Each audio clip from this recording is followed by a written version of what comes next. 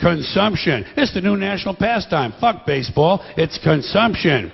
The only true, lasting American value that's left, buying things. Buying things. People spending money they don't have on things they don't need. Money they don't have on things they don't need. So they can max out their credit cards and spend the rest of their lives paying 18% interest on something that costs $12.50. And they didn't like it when they got it home anyway. Not too bright, folks. Not too fucking bright. But if you talk to one of them about this, if you isolate one of them, you sit them down rationally, and you talk to them about the low IQs and the dumb behavior and the bad decisions, right away they start talking about education. That's the big answer to everything. Education. They say we need more money for education. We need more books, more teachers, more classrooms, more schools. We need more testing for the kids. You say to them, well, you know, we've tried all of that, and the kids still can't pass the test. They say, oh, don't you worry about that. We're going to lower the passing grades.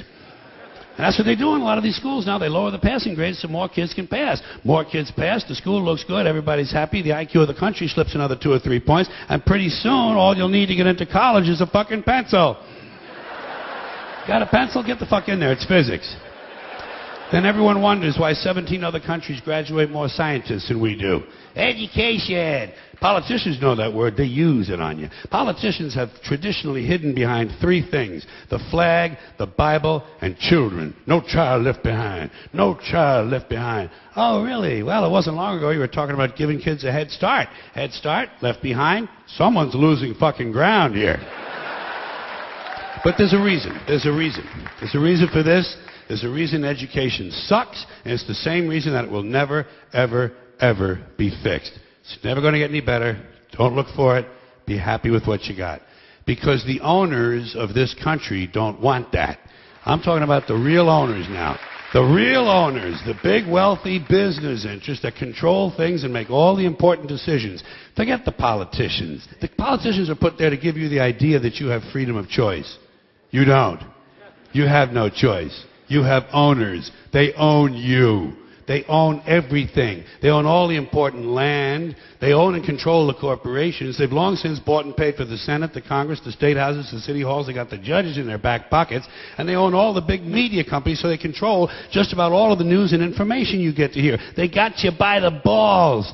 They spend billions of dollars every year lobbying to get what they want.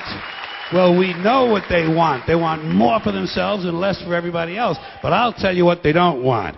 They don't want a population of citizens capable of critical thinking. They don't want well-informed, well-educated people capable of critical thinking. They're not interested in that. That doesn't help them. That's against their interest. That's right.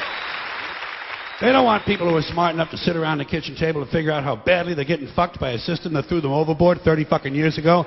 They don't want that. You know what they want? They want obedient workers. Obedient workers. People who are just smart enough to run the machines and do the paperwork, and just dumb enough to passively accept all these increasingly shittier jobs with the lower pay, the longer hours, the reduced benefits, the end of overtime, and the vanishing pension that disappears the minute you go to collect it. And now they're coming for your Social Security money. They want your fucking retirement money. They want it back, so they can give it to their criminal friends on Wall Street. And you know something? They'll get it. They'll get it all from you sooner or later, because they own this fucking place. It's a big club, and you ain't in it.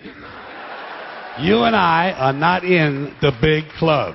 And by the way, it's the same big club they use to beat you over the head with all day long, when they tell you what to believe. All day long, beating you over the head in their media, telling you what to believe, what to think, and what to buy. The table is tilted, folks. The game is rigged. And nobody seems to notice. Nobody seems to care. Good, honest, hard-working people, white collar, blue collar, doesn't matter what color shirt you have on.